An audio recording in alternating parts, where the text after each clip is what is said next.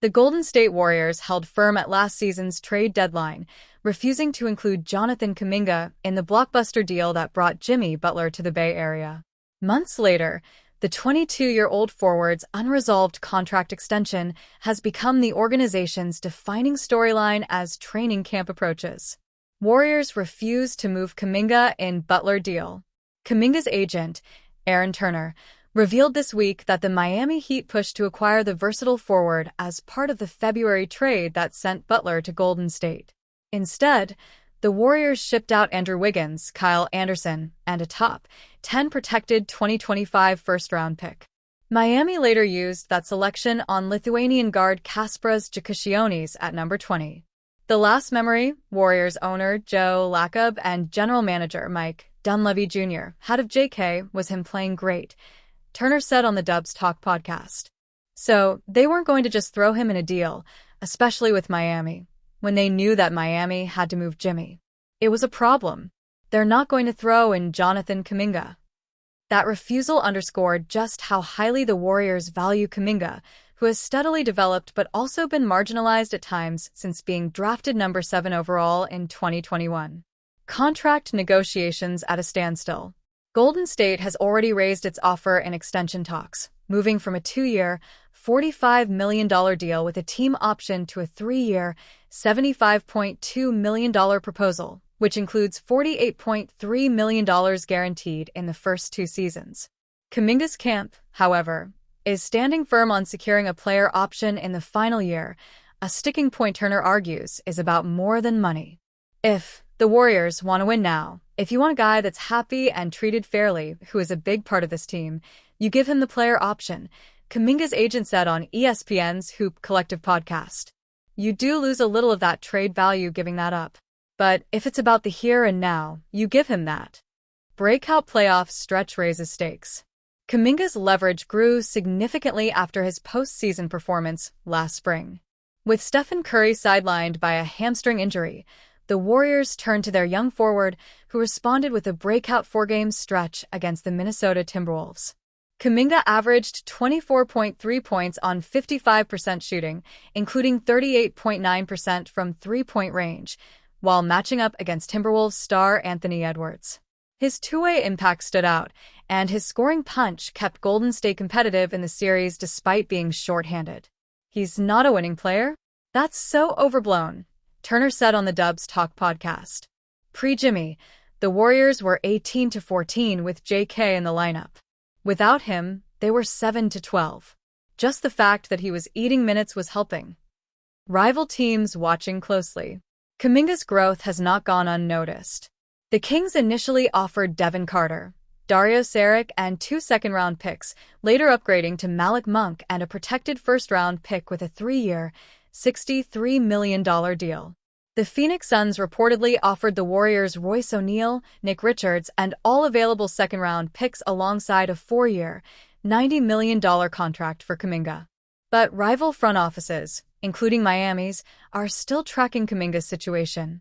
If he declines the Warriors' extension and signs the 1-year, $7.9 million qualifying offer, he could hit unrestricted free agency in 2026, a scenario that has other teams salivating, Turner said. Trust me, the Heat asked for Jonathan Kuminga, Turner added. And there are teams salivating that JK takes this qualifying offer.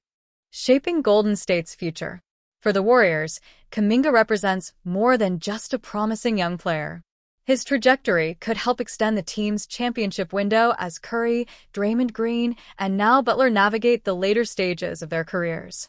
A long-term deal would provide stability around the new star core.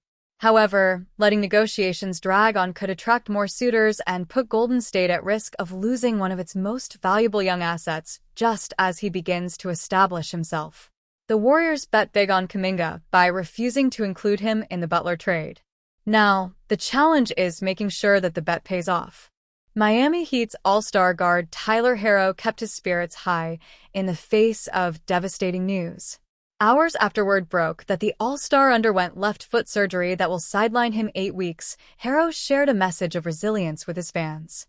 Everything happens for a reason, Herro tweeted, signaling optimism even as his absence threatens to derail Miami's early season plans. The timing could hardly be worse for the Heat.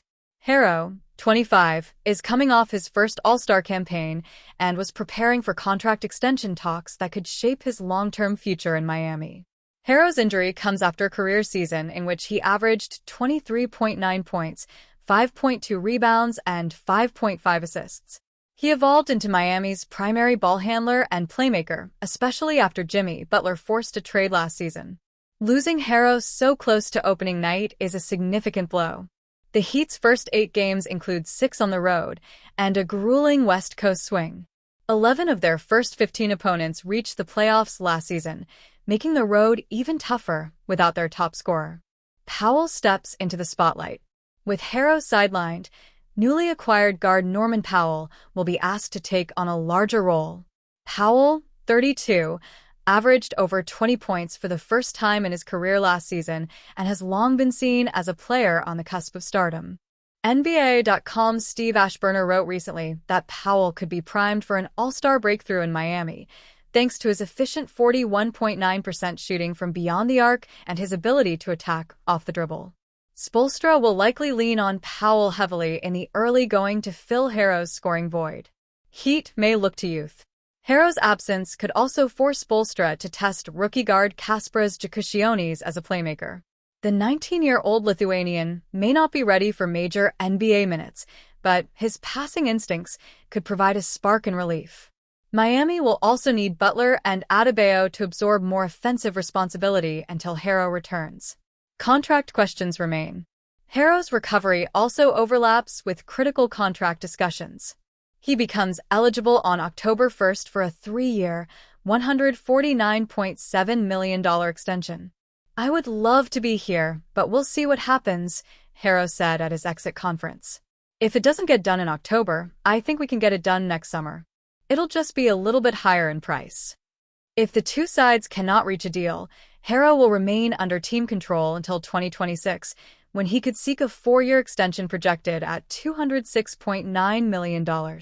Heat President Pat Riley has already expressed hope for a long-term partnership. "I hope he can stay here the rest of his career," Riley said following his team's last season's first-round exit.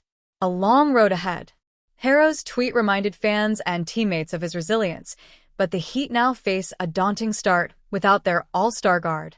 If Miami can stay afloat until December, Herro's return could arrive just in time to stabilize their playoff push. Until then, the Heat will have to rally around Powell, Adebayo, and Andrew Wiggins while waiting for their young star to heal.